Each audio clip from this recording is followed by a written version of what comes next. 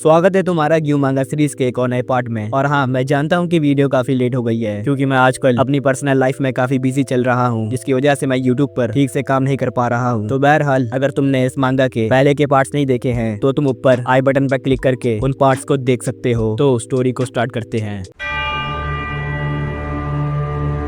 Chapter 5 flight.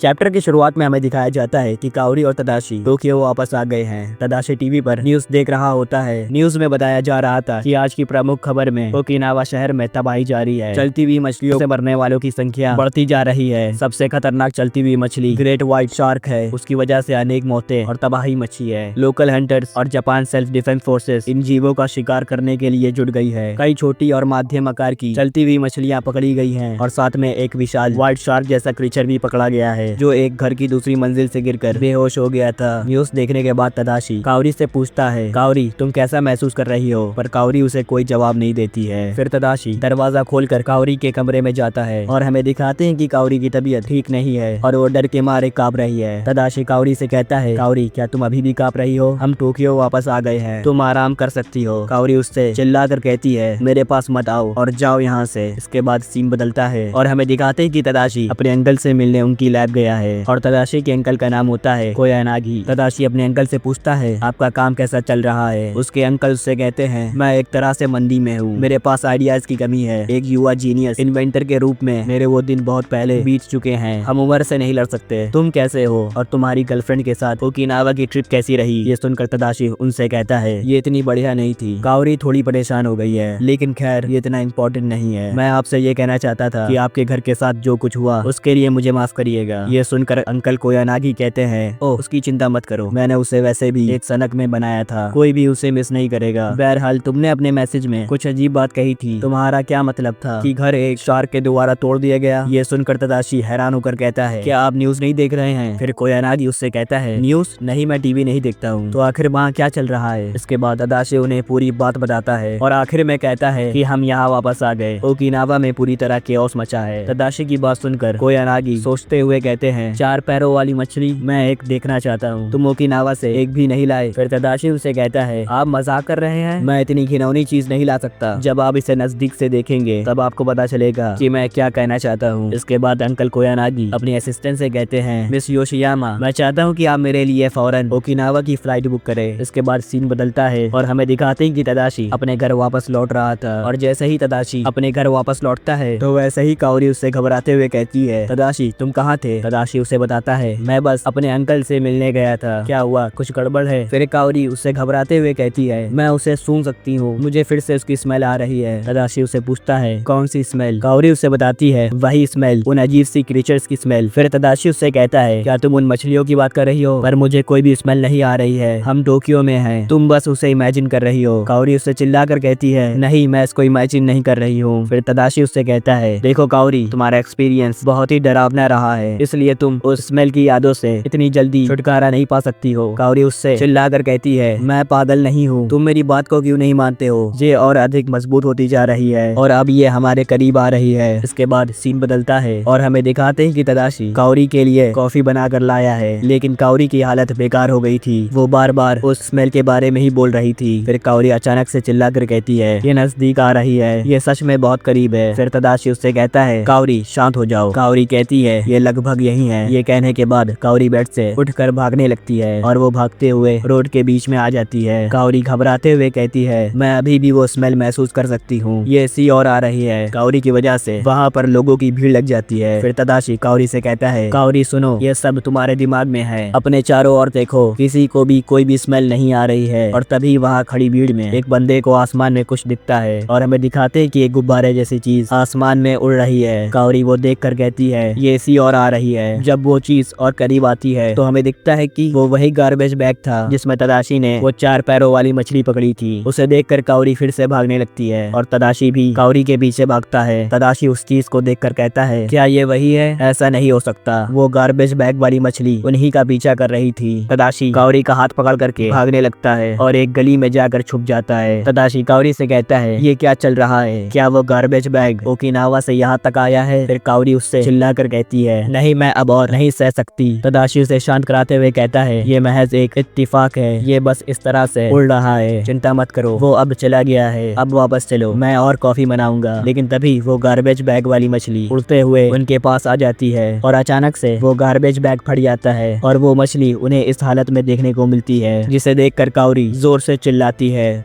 और यहीं पर ये चैप्टर खत्म हो जाता है।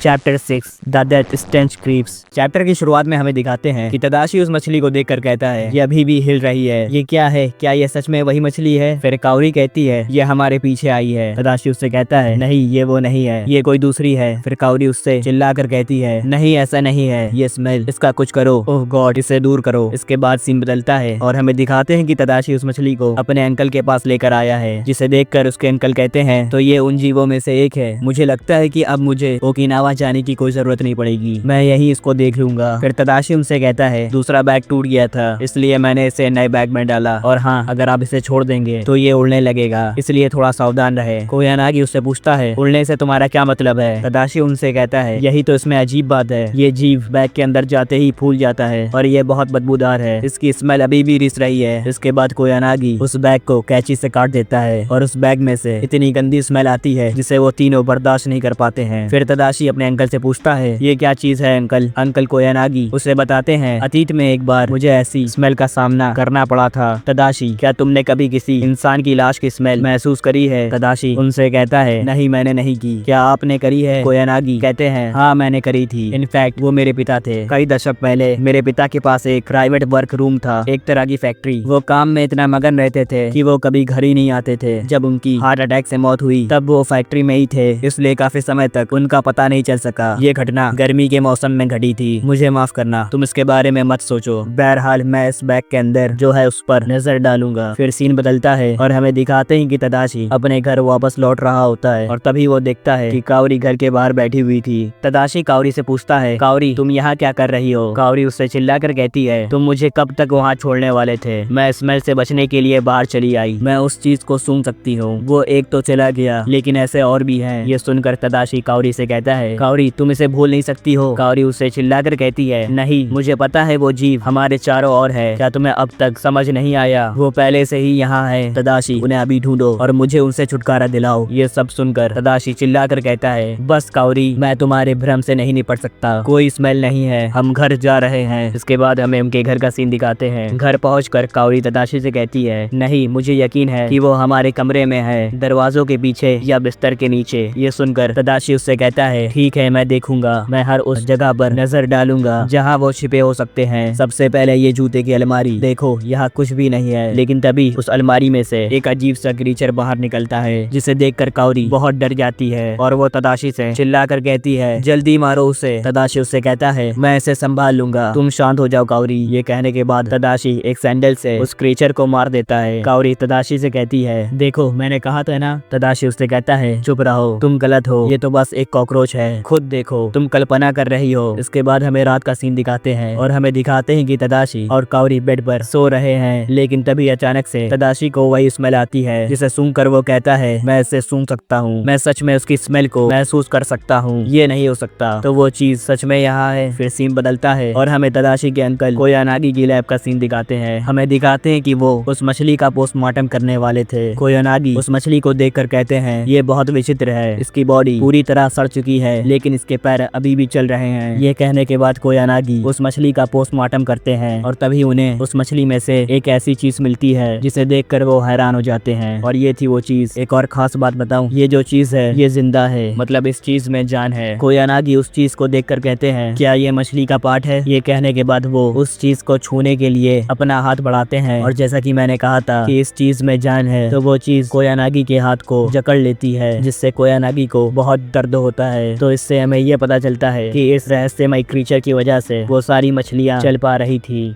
और यहीं पर ये चैप्टर खत्म हो जाता है। तो अगर तुम्हें मांगा एक्सप्लेनेशन पसंद आई हो तो वीडियो को एक लाइक कर दो और अगर चैनल पर नए हो तो सब्सक्राइब करके बेल आइकन को भी दबा दो ताकि तुम्हें ऐसे ही अमेजिंग वीडियोस की नोटिफिकेशन मिलती रहे। तो फिर आज के लिए बस करते हैं, मैं मिलूंगा तुमसे नेक्स्ट वीडियो पे। तो बाय बाय।